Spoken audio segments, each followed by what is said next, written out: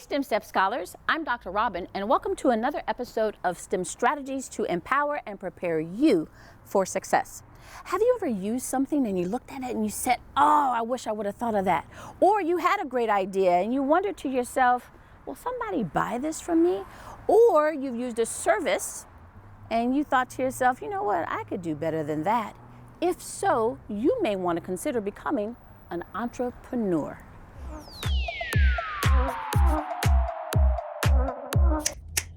In this episode, we will talk about what it means to be, and more importantly, what it takes to be an entrepreneur. Someone who starts, manages, or owns their own business, or someone with a new idea that sells products, goods, or services.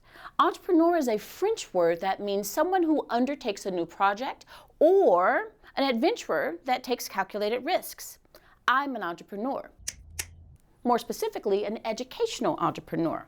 I'll talk a little bit about what I do, what decisions I made to become an entrepreneur, as well as introduce you to some well-known entrepreneurs and some not so well-known inventors turned entrepreneurs.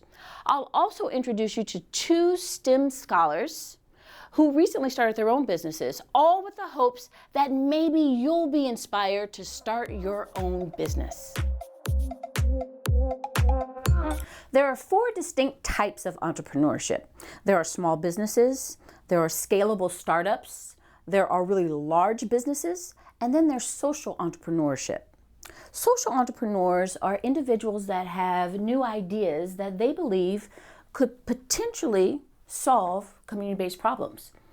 They are individuals who take on the risk and the effort to create positive change in society through their initiatives. I consider myself an educational social entrepreneur. I lead a team that creates, manages, and evaluates educational programs for schools and colleges and universities, for organizations, and for students of all ages. I try to use creativity so that teaching and learning becomes more interesting and fun, like the STEM STEP program.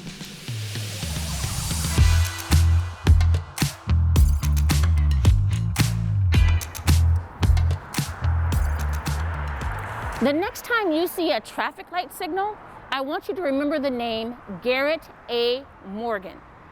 In 1923, Mr. Morgan earned a patent for his three-position traffic signal light: red, yellow, and green. Some years later, he sold this to the General Electric Company, becoming an entrepreneur. But he didn't stop there. He created many businesses, becoming a serial entrepreneur, like a sewing repair company. And he had a tailoring establishment. And he also had a personal grooming company. I'm a little bit like Mr. Garrett myself, as when I was your age, I started a babysitting company.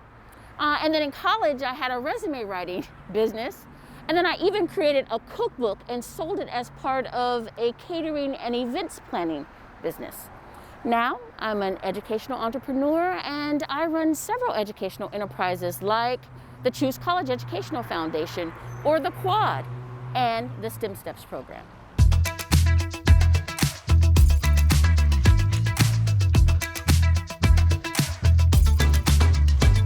Have you ever heard of Kwanzaa? Well, if not, it's derived from the phrase Matunda ya Kwanzaa, which means first fruits in Swahili. It's an African-American celebration that begins December 26th and goes until January 1st. And the purpose of it really is to really value the principles called the Nguzo Saba, 7 principles. These 7 principles are African values, and these values are intended to have African-Americans think about how to live their lives for the entire year. Now, there are 2 principles that really helped guide me and help me believe that I could be an entrepreneur. The first was Kujichagulia, which means self-determination. This principle really talks about naming yourself and claiming your own destiny, and that's what entrepreneurs do. And the second is Ujamaa, or cooperative economics.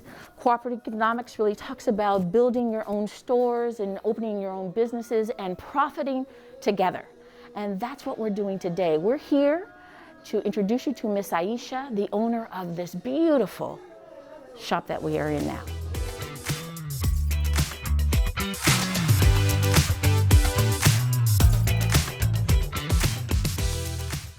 Thank you so much for having us at this beautiful shop, Arts Africaines. I'm here with this amazing shop owner, Miss Aisha. Miss Aisha, could you tell us a little bit about who you are and where you come from? Of course, Dr. Fisher. My name is Aisha Kune.